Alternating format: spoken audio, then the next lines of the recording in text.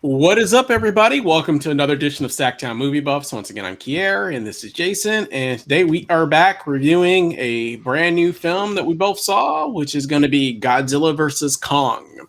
So we'll be getting to that in just a second. Jason saw Godzilla versus Kong on HBO Max streaming, correct? Yep. Last night I actually had the pleasure, me and my son, we actually went to the theater for, I was going to say the first time, but actually the second time since, last year basically. So I'm a regular theater going, man. I'm ready, man. I'm used to this stuff now. So. Yeah, twice in a couple of weeks. That's almost like normal times. Yeah, now that's me, for me, for me that's if normal. if I was back, I'm not quite at that point yet, but in my prime, my pre-COVID prime, I'd be at the theater 3 or 4 times a week, a lot of the time. Yeah.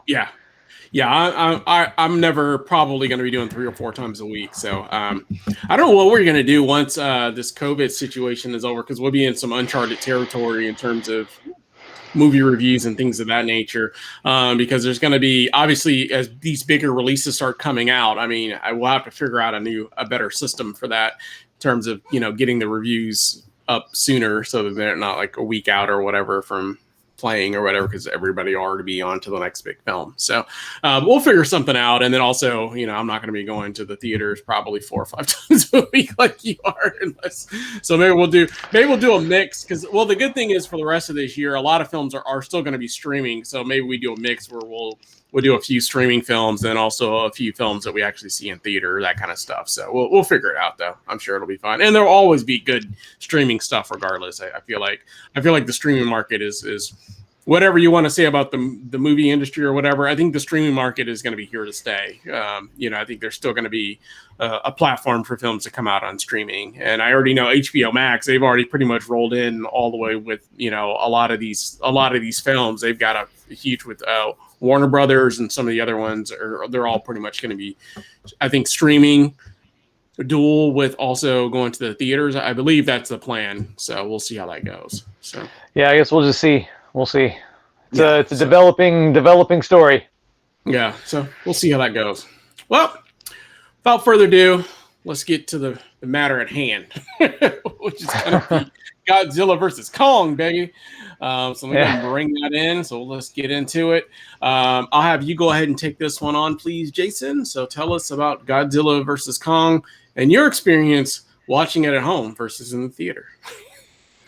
Well, I've watched, like hundreds of movies at home since last year, so it wasn't anything different. I do, as much as I truly, I don't think that, we can go for hours on this, but I don't think the theater experience is dead. And I think there'll be a place for both streaming and theater viewing in the future.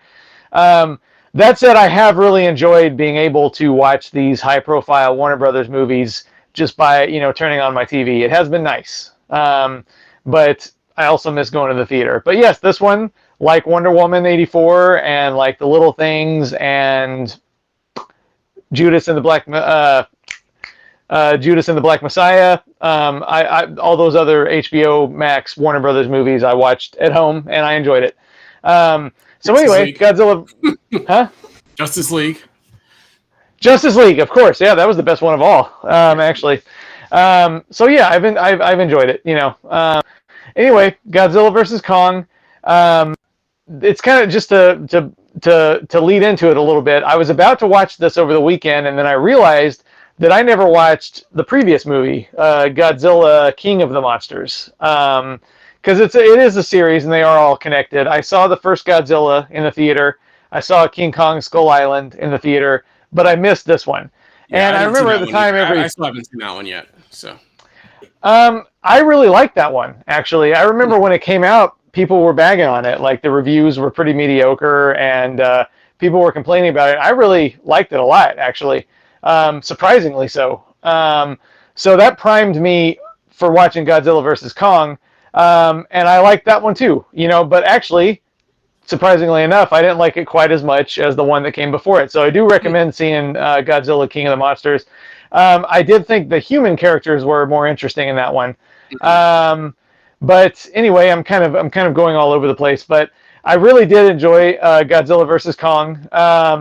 It's a good popcorn movie. It does deliver on the title. You know, there's at least two really good battle sequences, and you know, it is what it is. Like, you know, the plot synopsis is in the title. So if you want to see two giant monsters go at it, then you get that for sure. And if you're a fan of big monster movies, which I am, it's not like my favorite subgenre, but I do love movies like you know, Pacific Rim and whatnot.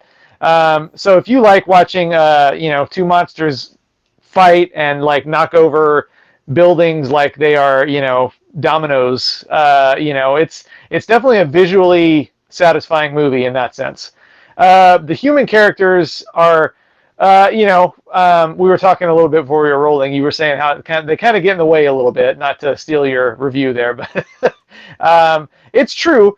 Like the human characters, you know, I'm fine with them. I didn't like dislike them, but they weren't quite as compelling for me as in the previous film. I think the biggest offender is that there's a whole subplot with Brian Tyree Henry, who's one of my favorite actors. I think he's a really good actor. But him teaming up with Millie Bobby Brown from Stranger Things, their whole subplot was just kind of pointless to me. I didn't really see why they were there, except that they wanted to bring Millie Bobby Brown back from the previous movie. It seemed like they wanted to bring her into this one, but it just wasn't an interesting subplot, and the way that they all kind of arrived at Hong Kong in the same time, it was just kind of silly. So that subplot, I mean, I didn't mind it. It made me laugh. It just didn't do much for me. The other storyline with Rebecca Hall and Alexander Skarsgård was a little better. But again, like, you watch this kind of movie for the fights. And for that, it's under 2 hours, so it's not gonna bore you for sure. But yeah, it was a good popcorn movie. It was on the promise. I didn't find it quite as compelling an overall experience as the previous film, though. And I'm probably in the minority there, but you know, whatever. But yeah, I liked it. It was a good popcorn movie. What about you, Kier? Cool. Before I start, did you like Skull Island at all? I can't remember if you liked that one or not. I actually, as much as I liked the previous movie, Killing King of the Monsters, it made me actually kind of want to go back and watch the first Godzilla and Skull Island, both of which I liked, but I didn't love. You know what I mean? Like, I remember really liking like the first half of Skull Island, and then like kind of tuning out in the second half. But I liked that previous movie so much, it made me want to kind of go back and kind of reassess the other ones, but I haven't done that yet. But yeah, cool. I liked it. Yeah. So yeah, I haven't seen the previous Godzilla film. I did see, you know, Kong Skull Island, which I liked also. I thought it was pretty good. You know, I didn't love it, and I'll preface it by saying I'm not a huge like giant monster movie fan in that capacity. You know what I mean? Because I imagine those films it's just a bunch of characters on a set, you know, looking at a green screen the entire time. You know what I mean? Like, so it's yeah. You know what I mean? Like it's. Yeah, exactly. But you know, but I did like Skull Island. I probably will go back and see the Godzilla film previous to that to this one. You know, but it wasn't one that I was dying to see. I've never been a huge, like I said, monster fan or Godzilla fan or anything of that nature.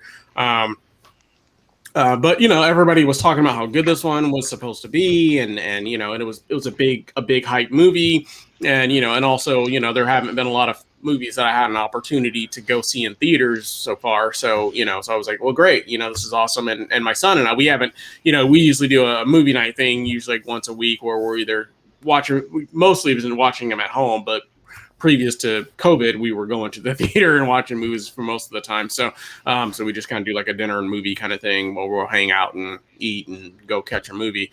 And so this was a perfect opportunity, a big blockbuster film. That's, you know, I think visually, I think this is one of the films that is probably best seen on at the theaters. You know, just because visually it's really, really good visually. But like you said, I enjoyed it. I thought it was good, but I agree with you 100%. You know, it's the kind of film where you're pretty much just waiting around for the battle between the two big titans. You know what I mean? The people in this movie, I feel like I said before the show, is they just kind of get in the way. You know what I mean? Because they really don't add a whole lot of value. You know, other than they facilitated basically inadvertently bringing these two, big monsters together to fight inadvertently. You know what I mean? But they pretty much knew that more than likely was going to happen because I guess, Godzilla seeks out, any other potential threat that's out there. So if there's a giant monster that's out there, he's going to seek it out and try to fight that other monster. So they kind of knew that was probably going to happen. And, of course, we all watching know that that's exactly what's going to happen. But like I said, like the characters kind of get in the way a little bit for me. I did think that the story with Skarsgård and Rebecca Hall was a little bit more interesting. I think they also gave him a little bit more time being with like the monster, which was Kong in this case, versus Godzilla. He's kind of more of a loner, so he doesn't really interact with people. You know what I mean? Like no one's hanging out with a fire breathing dragon basically. So there wasn't as much on that other front with Millie Bobby Brown and all those all the other characters that were associated with that.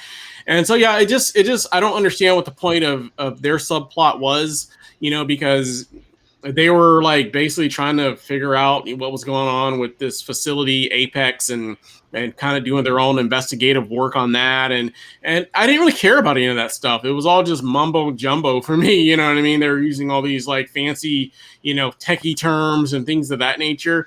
And I really didn't care. I mean, just like, great, when are we getting back to the monsters fighting, kind of thing. And there are the battles are really great. There's a really, really good, that first big battle they have, that's where they're like kind of in the water on the boat. Yeah, I love that one. Yeah. So that was really good. And then obviously, there's, obviously the big major battle that's at the end. And then, Kong also has a share of fights and battles with where they go to some, I don't know, upside down place or something. I don't know where they travel. No, that was the middle of the Earth, the hollow Earth. The middle of the Earth, where like the polar axis was all jacked up or whatever, where they had like more prehistoric like monsters and things of that nature there.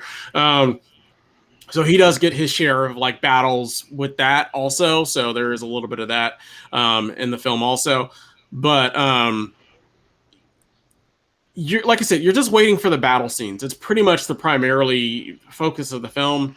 The people kind of get in the way, but obviously you need the people in there to facilitate that. You can't have a movie where it's just, Godzilla roaming around and just Kong roaming around and they come to fight. So you got to have characters.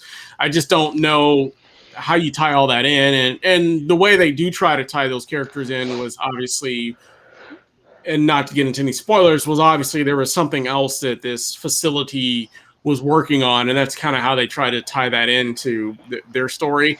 But I don't know, like I said, it wasn't necessary. It wasn't really that needed to tie all these additional characters in my opinion. But overall, like I said, I liked it. It was good. It's a good popcorn film. It doesn't, it's not going to change anyone's lives or anything of that nature, but excuse me. But I did enjoy it. And, and like I said, I definitely thought the battle scenes were great. And obviously going into it, not knowing what was going to happen, I kind of had a feeling before the final battle scene, what potentially was going to happen. I was pretty much right on the money. That's exactly what was going to happen at the end.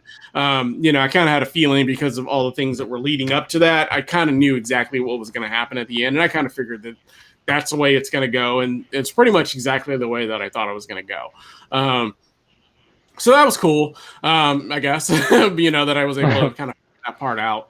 But subject to that, I mean, yeah, it was just a good popcorn flick that, I think anybody that's into monster movies will enjoy. If you like to see two big, mammoth animals, basically decimating a city, you know what I mean? Then you'll enjoy it.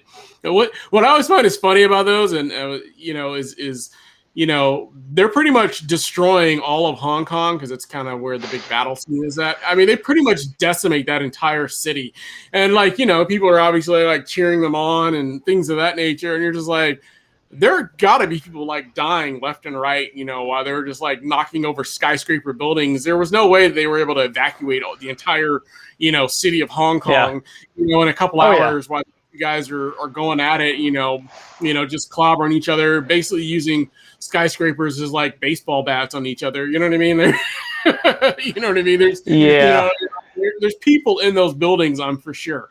You're just not supposed to think about that, Kier. I know, but it's just like one of those things where I just find it funny that like they just pretty much just lay waste to this entire city, and everybody's cheering, and there's no like repercussions for that. You know what I mean? They're just like, cool, they went at it. They had this big fight and battle, So, yep. But like I said, it is what it is. But yeah, I definitely liked it. I definitely thought it was a good film. It's not gonna rival any of my films that are my tops right now. But it definitely was a good popcorn film. I'll leave it at that. Mm-hmm. So yeah. Cool. Anything else you want to add about Godzilla versus Kong? Nope. Cool. Well, let's get into those reviews. So what was your overall grade and face you would give Godzilla versus Kong? I'd give it 3.5 out of 5, which is a solid B. Good time.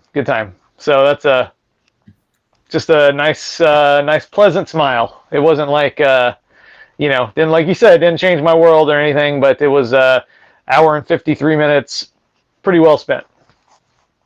Cool. I went just a little bit lower. I went with a 3 out of 5 for me, but pretty much the same face, just a big smile. No teeth in this situation, but I did like it. Like I said, it is fun. I did enjoy it. I didn't love it. I can't say that it's one that I was like, oh my god, I can't wait to see this again or anything of that nature. But it is a fun popcorn film, and if you're expecting to see a big battle between two titans, that's what you're gonna get. You know what I mean? Yep. That's probably about the best I can say. Is that's what you're gonna get. You're gonna get what you paid for, or what you're. Yep. Or maybe you didn't pay for it. Maybe you're watching on HBO Max. You're gonna get what you. You're still paying for it in some way, I guess. In some way, yeah, everybody pays, but but yeah, you're gonna get what you expected. So, and like I said, and that's, you can't really ask for more than that in a film, that there's going to be a battle and it's going to be fun and it's going to be awe-inspiring, and there were some big battle moments. Some like I said, it's just cool.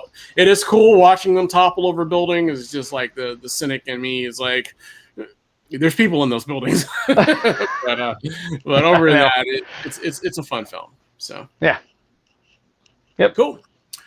Well, with that said, let us know down in the comments. What are your thoughts, your take? Have you seen Godzilla versus Kong?